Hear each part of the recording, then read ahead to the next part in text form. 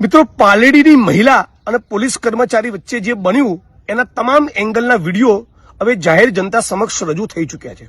બહુ સ્પષ્ટપણે દેખાય છે કે પેલી મહિલાએ જેની પર પોલીસે હાથ ઉગામ્યો એ મહિલાએ નિર્વિવાદપણે 1% ડાઉટ નથી કે પોલીસ કર્મચારીની ઉશ્કેરણી કરી હતી।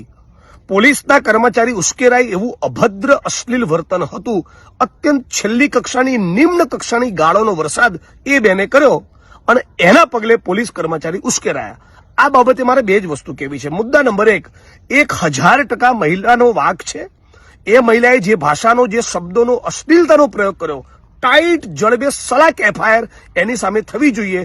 એ અને આવા બીજા કોઈ પણ માણસો હોય જે પોલીસ કર્મચારી સાથે આવું વર્તન કરે, બધા ખોડ ભૂલી જાય એવી જડબે સલાક એફઆઈઆર કરો, જડબે સલાક ચાર્જશીટ કરો અને 6 મહિનાની ટ્રાયલ પૂરી કરી આરોપી દોષિત સાબિત થતો હોય તો એ બેનને જેલના સળિયા પાછળ મોકલો।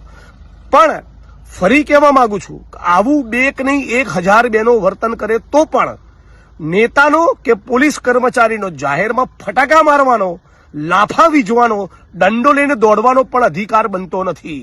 એટલે આ બંને પ્રકરણમાં મહિલા પણ ખોટી છે 1000% અને લાફો મારનારા પોલીસ કર્મચારી પણ ખોટા છે। આ ગુજરાતની જનતાએ સમજવાનું છે। અને ખાસ કરીને તમે જ્યારે પુરુષ અધિકારી હોય, પુરુષ કર્મચારી હોવ અને ત્યારે તો તમને શરમ આવવી જ જોઈએ।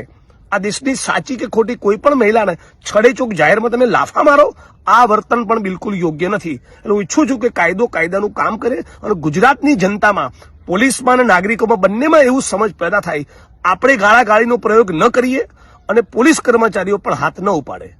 મારા દ્વારા પણ આ કાયદો હાથમાં લેવાનું કૃત્ય થાય તો મારી સામે પણ એક્શન થવી જોઈએ, પોલીસ કર્મચારી પર થવી જોઈએ, નાગરિકો પર પણ થવી જોઈએ।